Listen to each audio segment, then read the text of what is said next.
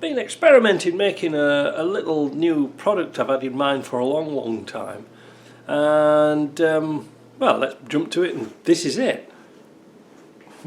What is it? Well, let me zoom in the camera and I'll show you.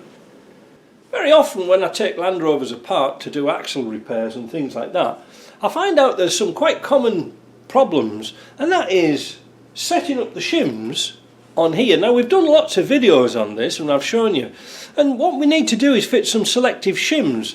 These are them here. Now there might be 2, 3, 4, I don't really know, but the idea is this shaft here has a circlip at the end. Now many times I see the circlip in, which is a good thing, but the problem is when you've assembled your hubs and things like this, the shaft is inside. Now you've seen me on videos before, I've used this tool and I pull them back. Now this is kind of heavy because there's some weight on there, so I'm just going to support it, and you'll see that I use that for pulling it backwards and forwards. So I thought about making some of these, but they're too heavy for shipping. They're practical, but they're too heavy for shipping. So I came up with something better. I came up with this. Alright, this is just sort of Mark 1. These are prototypes, but they do exactly the same. So when you've actually put your axle flange on and you put it in, you'll find out that the axles, the shaft is way inside, and when you turn your hub backwards and forwards, you won't get full articulation.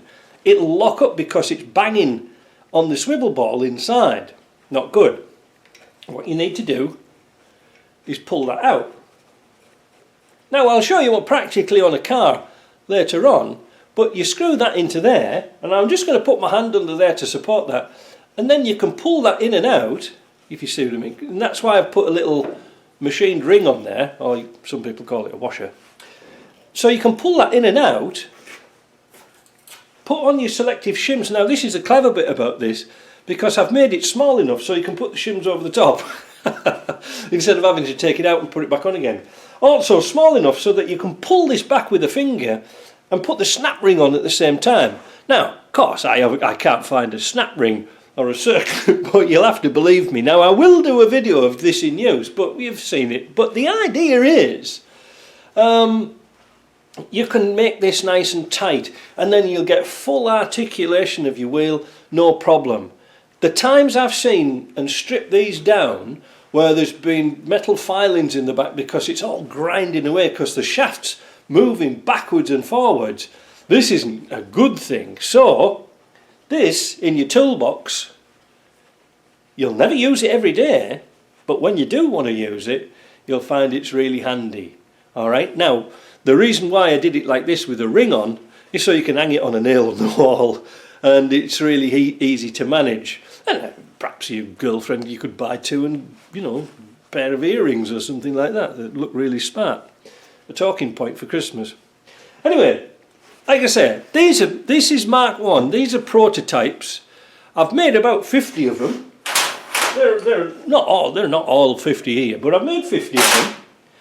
And I'm going to put them on the shop and see how they sell. Now, if they sell pretty good, what I'll do is I'll get them CNC machined, and we'll set them up a bit properly, because I need to cut a slot in the top to set the ring in while it's being welded, and I'll tell you, some of them are time consuming to make, but if I get them CNC machined I can do them a bit cheaper. Now, talking about cheapness, because we know we don't like spending any money, that if you go to the shop and you find them, they're extremely light. They're only 35 grams, but you see the shipping price for 5 is the same price as 1. So if you want to club together with your Land Rover mates or a club or something like that, I'll gratefully send a packet out to you, because I've worked out Canada Post shipping is dependent on the size of the packaging and the weight. Under 500 grams, under a certain weight. So take advantage of that.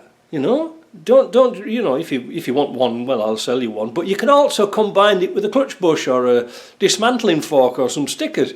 Anything really, but as long as it's under 500 grams, you'll get quite a few little goodies, all right? So, and also, very important, send me some feedback. Let me know what you think.